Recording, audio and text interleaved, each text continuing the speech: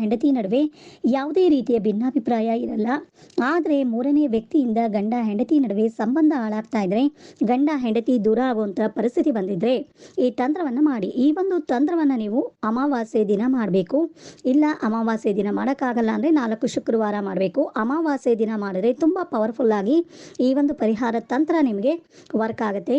ಈ ಒಂದು ಪರಿಹಾರ ತಂತ್ರವನ್ನು ನೀವು ಮಾಡುವುದಾದರೆ ಏನು ಮಾಡಬೇಕು ಅಂದರೆ, ಈ ತಂತ್ರ ಮಾಡೋದಕ್ಕೆ 5 ಅರಿಶಿಣದ ಕೊಂಬು ಮತ್ತು ಹಳದಿ ದಾರವನ್ನು ತಗೋಬೇಕು. ಮೊದಲಿಗೆ ನೀವು ಇವೆರಡೂ ವಸ್ತುಗಳನ್ನು ತಗೊಂಡು ಒಂದು ಸಂಕಲ್ಪವನ್ನು ಮಾಡ್ಕೋಬೇಕು. ದೇವರ ಮುಂದೆ ಕೂತು ಒಂದು ಸಂಕಲ್ಪವನ್ನು ಮಾಡಿ, ಗಂಡ ಹೆಂಡತಿ ನಡುವೆ ಆಗ್ತಾ ಇರುವಂಥ ಯಾವುದೇ ರೀತಿಯ ಸಮಸ್ಯೆ ಇದ್ದರೂ ಆ ಸಮಸ್ಯೆ ದೂರ ಆಗಬೇಕು ಅಂತ ಬೇಡಿಕೊಂಡು ಈ ಹಳದಿ ದಾರವನ್ನು ತೊಗೊಂಡಿರ್ತೀವಲ್ಲ, ಈ ಹಳದಿ ದಾರಕ್ಕೆ ಅರಿಶಿಣದ ಕೊಂಬನ್ನು ಒಂದೊಂದೇ ಇಟ್ಟು ಗಂಟನ್ನು ಹಾಕಿ ಮಾಲೆ ರೀತಿ ಕಟ್ಕೋಬೇಕು. ಗಂಟನ್ನು ಹಾಕಿ ಮಾಲೆ ರೀತಿ ಕಟ್ಕೊಂಡು ಈ ಒಂದು ಅರಿಶಿಣದ ಕೊಂಬನ್ನು ಒಂದು ಬಟ್ಲಲ್ಲಿಟ್ಟು ದೇವರ ಮನೆಯಲ್ಲಿ ಒಂದು ದಿನ ಇಟ್ಟು ಪೂಜೆಯನ್ನು ಮಾಡಬೇಕು. ಇದಕ್ಕೆ ಅರಿಶಿಣ ಕುಂಕುಮ ಮತ್ತೆ ಒಂದು ಹೂವನ್ನು ಇಟ್ಟು ಪೂಜೆಯನ್ನು ಮಾಡಬೇಕು. ಸಂಕಲ್ಪವನ್ನು ಮಾಡಿ ಹಾಗೆ ಒಂದು ದಿನ ದೇವರ ಮನೆಯಲ್ಲೇ ಬಿಟ್ಬಿಡ್ಬೇಕು ಪೂಜೆ ಮಾಡಿ.